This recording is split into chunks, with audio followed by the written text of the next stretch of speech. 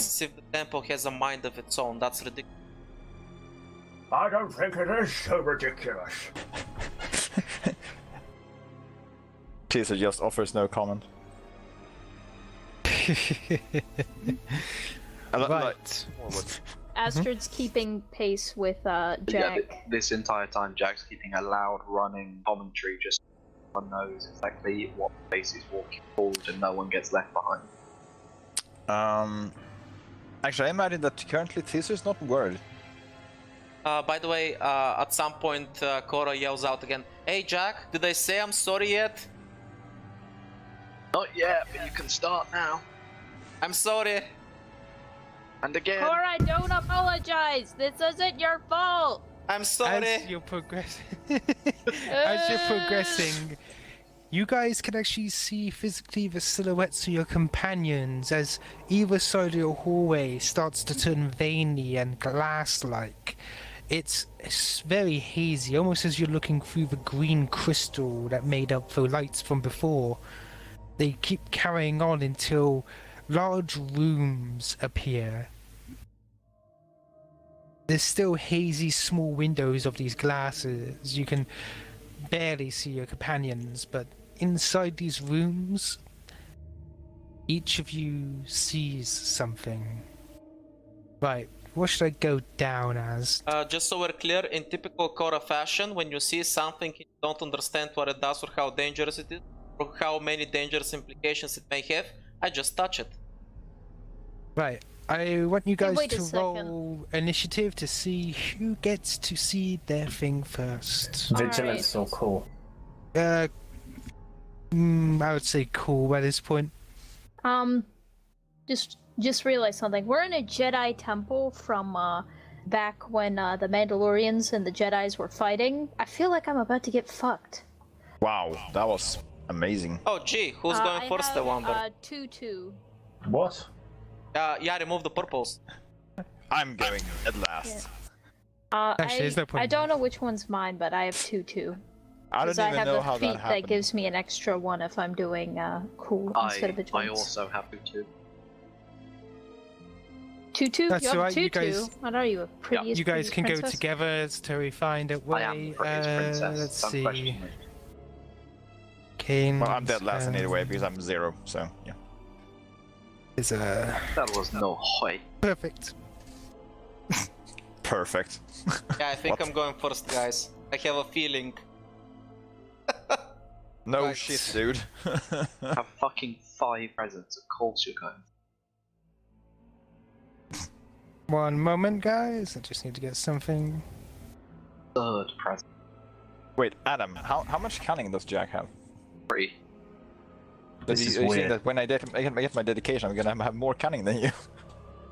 Well, that's just a lie. Does cool work off brawn or something? No. So, No. I'm not- Cool works off of presence.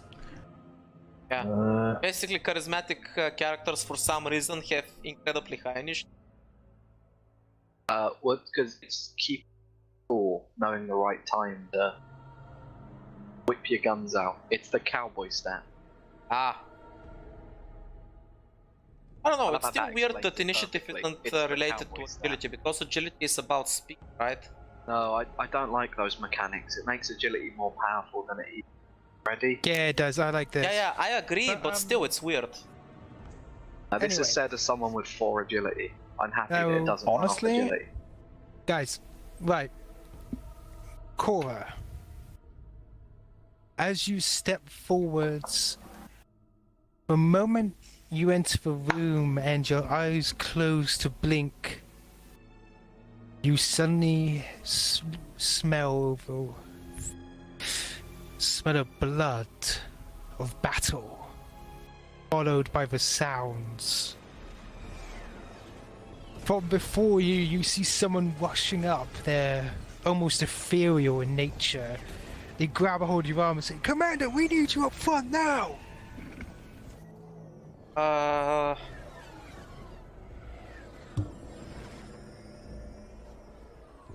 I'm gonna make another this check real quick. Of course, like, what? Right.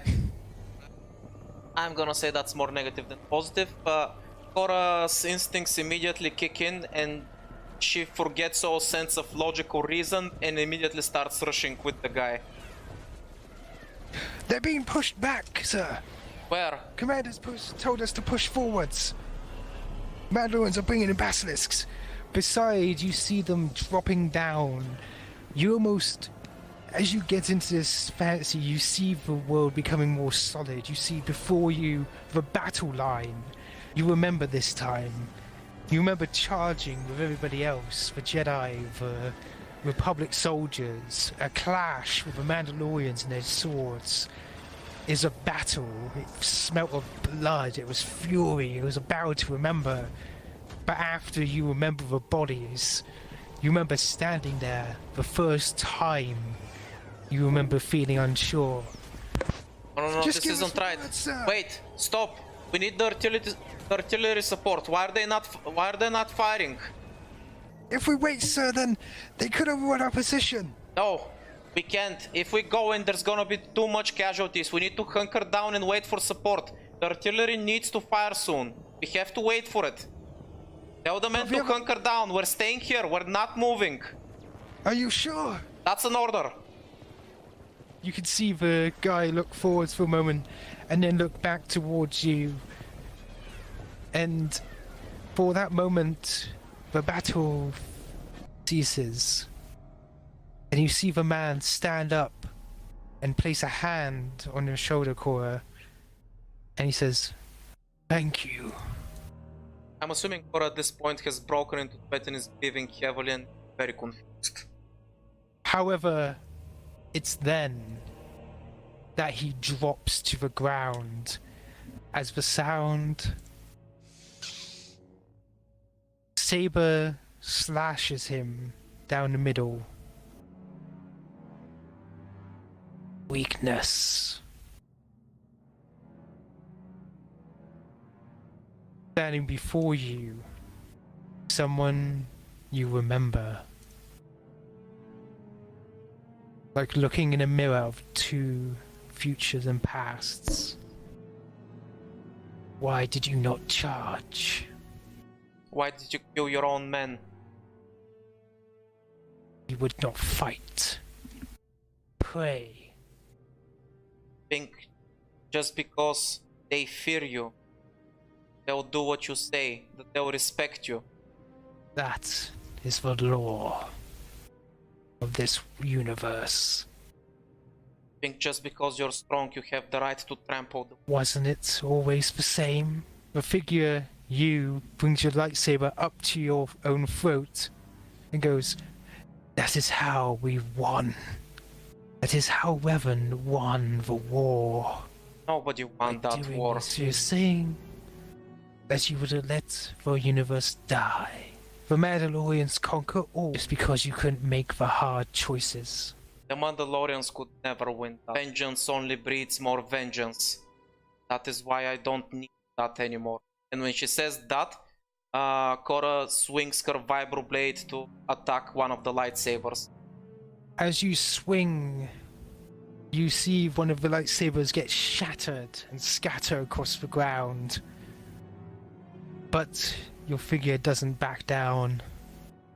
You are lying to yourself. Even now, in this day and age, you hunt. I know you felt it. You felt the thrill of battle as you took that man's arms. And that's not something I'm proud of. I am both, that is correct. But I'm not an animal. I'm not like you. And yet you still idolize the man who you bowed to, who made those very same decisions. Pointing back towards the empty space where the soldiers once were, you see the figure standing there, though it's ethereal, barely there. This person you followed loyally into battle. Do you know why you did? Cora's silent. No, of course you don't. You know why you joined them in their fight? That was the only choice I had. My planet was attacked. The Mandalorians tried to kill me. The Republic took me in. I didn't choose a side. The side chose me. Reaching out, she grabs your collar and almost lifts you off the ground and says, "You say there's no choice. There is always a choice. You could have left. You could have ignored the fight. But no, you were drawn to it." Or, dropping you down to your feet again, she goes, "Maybe you didn't have a choice. Maybe you are correct." I was angry. I was young. I was stupid. That's why I left. I was just a young girl holding a lightsaber. The only reason I won was because I wanted it, because I knew how to hunt. There was no honor in what I did. I may have defeated many, but I did so not as a human, but as an animal. There is no honor in that. There is no strength in that. That was borrowed strength. I became nothing more than an animal. I thumped at my chest like a gorilla, and I got absorbed in the act. I became not something greater, not something more strong, but I became something less. I lost my humanity. I forgot who I was. But I remember now. I remember what it's like to have people around you. I remember the warmth that brings. That warmth saved me. All on your own. No nothing but hatred. No nothing of battle. We're all alone. I'm not alone anymore. I've grown stronger than you. Stronger than you ever be. And Korra stands back up and her blade away. And that's why I have to go. In my way. There are people waiting for me. And Korra's gonna start walking for me. What? You think they make you strong? You can see the anger building before finally they lash out towards you in a fury of a remaining saber. I'm gonna dart forward and punch him in the face. As you don't draw your blade and your fist connects, you just see it dissipate into nothing. And in the room you hear eerie silence, but also an eerie cold. After taking a deep breath and loudly exhaling, Korra's gonna take one last glance around the room and try to see a way forward so we can continue. As you glance around, you see an open doorway. However, you also see this figure and a chilling cold. Past the mask, you hear, "Sister, see me," before they too start to vanish. You can keep going down the hallway, of course. Yes, I will. Now, who's next on the list? Astrid and Jack. Yeah. This is gonna be good. No, stop doing that. That's bad noises. Bad touch. Bad touch. Bad smack of lips. Tasting the air in front of my son. Bad touch. Bad touch. Before you, Astrid, you see a figure with their back turned to you. I warily have my gun pointed at them because I still have no idea what the fuck is going on besides Jedi bullshit.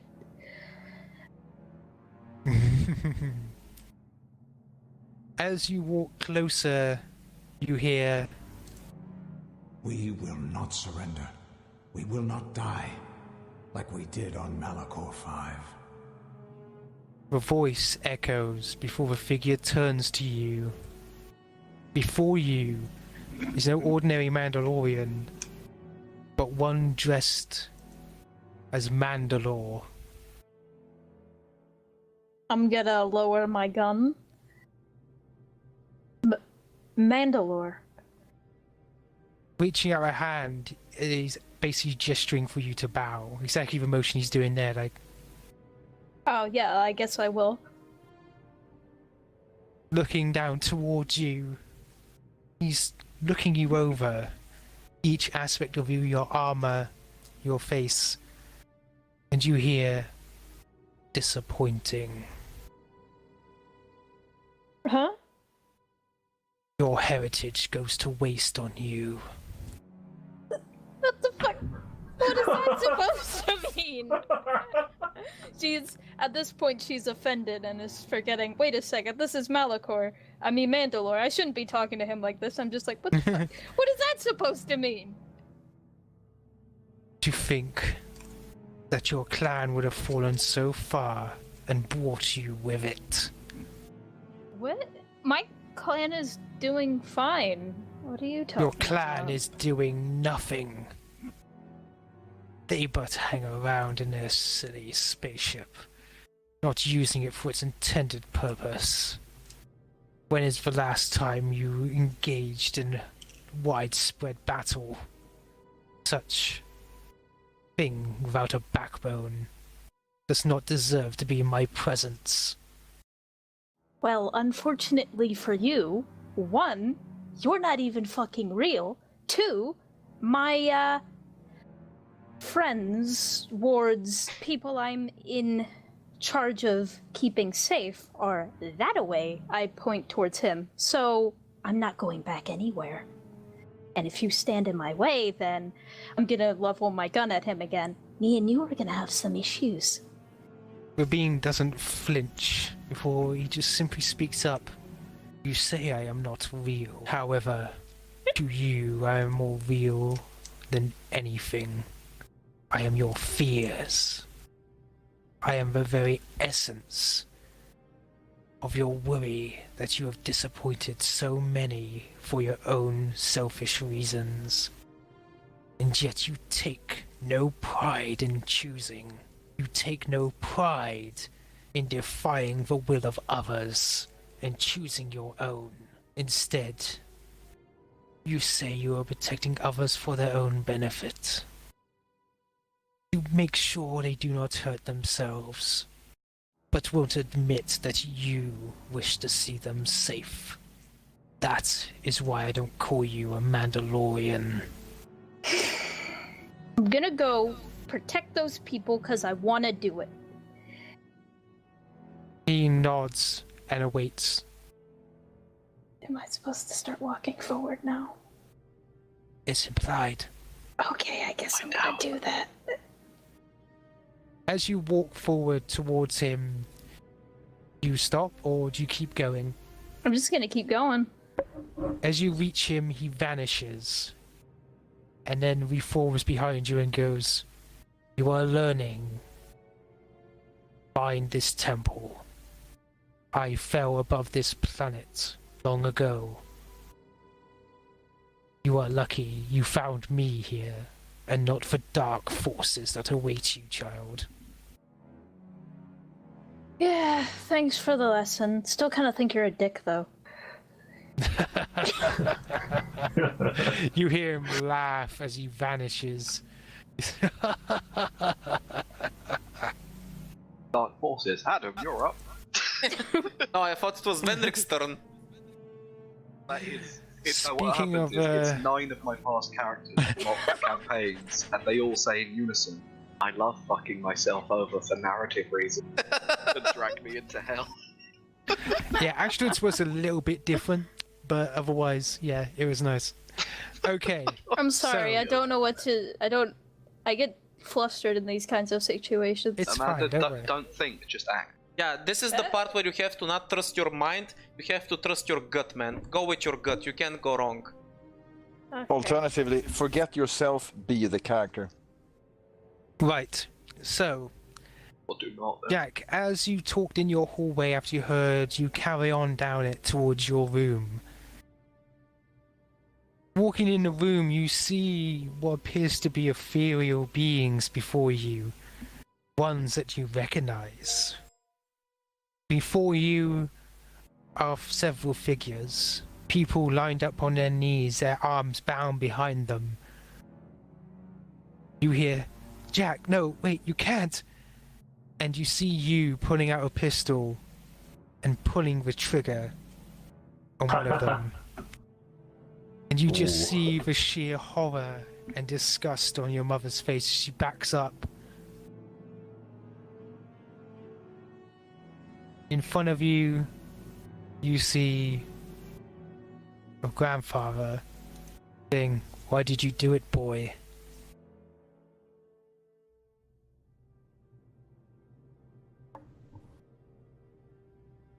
Saying it to me, saying it to Ethereal. To you.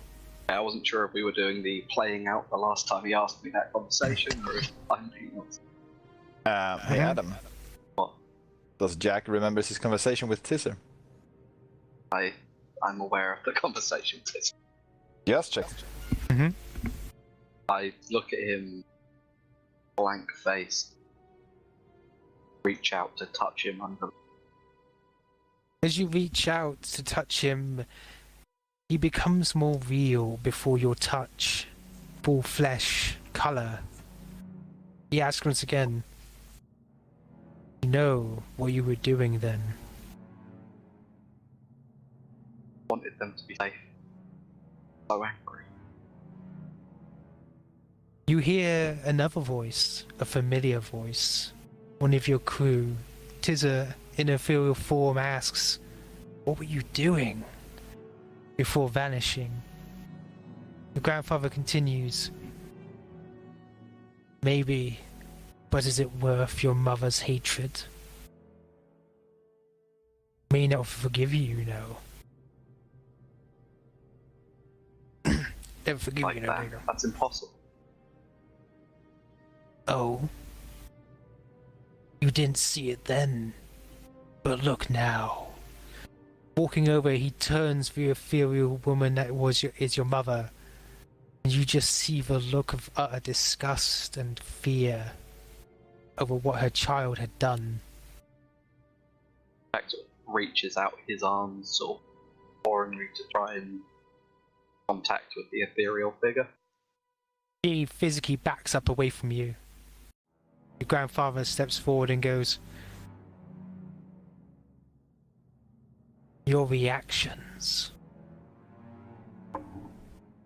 You did it out of fear that you could not protect them. I understand." He whispers softly, reaching over and putting a warm hand onto your shoulder. Close my eyes a bit and pull into his shoulder. Such power. That power that you need in order to protect them. Doesn't come from a gun. It can't come from a ship. But there is a power that can help you.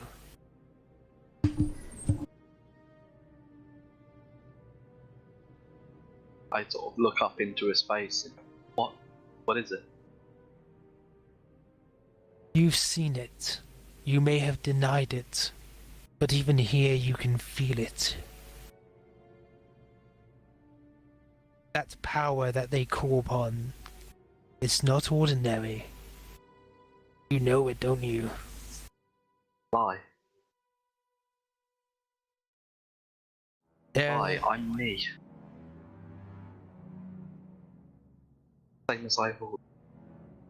reaching up, he puts out his cigarette on his arm, same as he always done. There's nothing ever different about you. You've always denied it, Jack. But it's always been there. And what they do, what you've seen others do, they're parlor tricks. Imagine for a moment the power you could command with the same power as that Sith did. But a wave of his hands, the entire planet buckled under his command. You could protect them that way.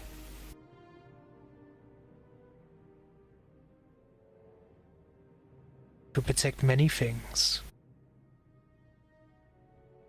Even your new wife. Jack's just sort of looking up at him, disbelieving. Face like a child.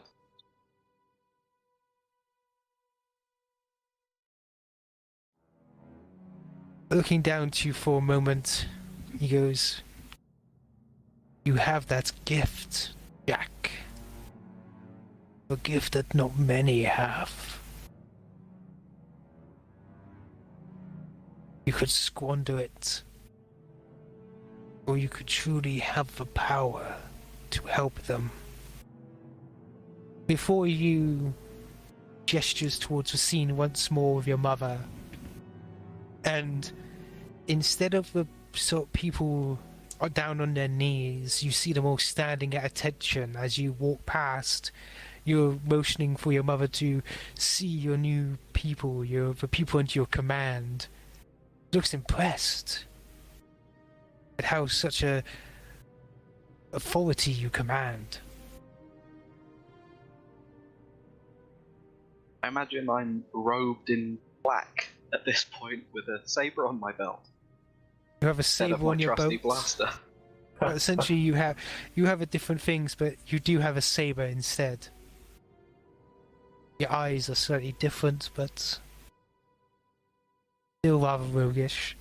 I move across to stand alternate mirror of myself. Except when I look back, I'm not wearing the normal smuggler's coat full of tons and tons of dirty tricks. I'm wearing robes similar to the one Raquel had, saber on my other hip. Mirror image of what I'm looking at. You look like you don't even need. You can feel the power that your other self exudes. Just. You can feel he doesn't need such tricks. Feels like he could pluck a starship out of the sky.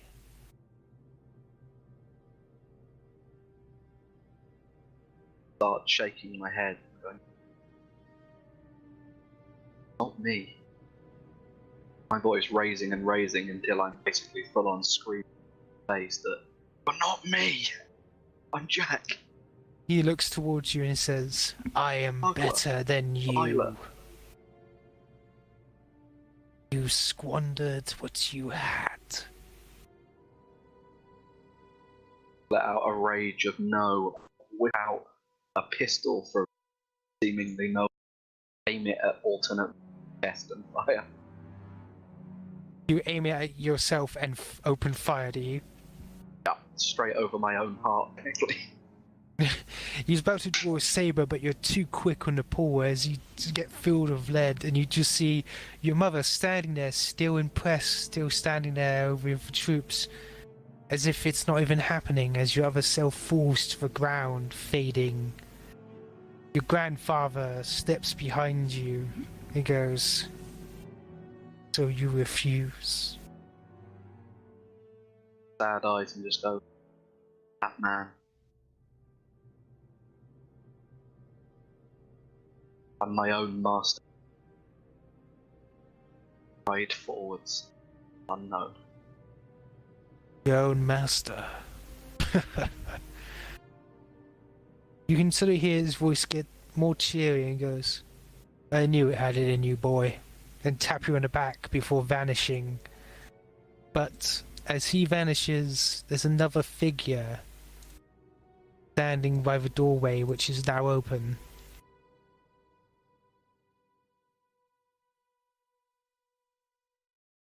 Crazy haired, ponytail down the side. You recognize it as your grandmother. That picture, I want to say. Nice picturing skills. Thank you. The buttons. She looks sternly towards you for a moment, before smiling and opening your arms towards you.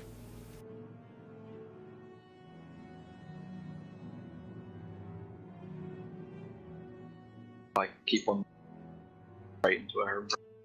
Sorry, you're cutting out. I said I keep on walking straight into her embrace. Ah, okay.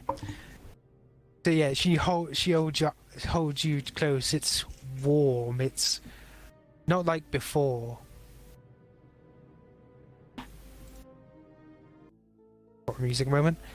Yeah, it's not like before. It's a smile. It's warm, familiar, family. He goes, I'm proud of you, Jack. I'm sorry I never told you. Told me what? She brings up her arms away from your body and cups your face and says, I'm a Jedi, Jack. Nah, she's just lucky.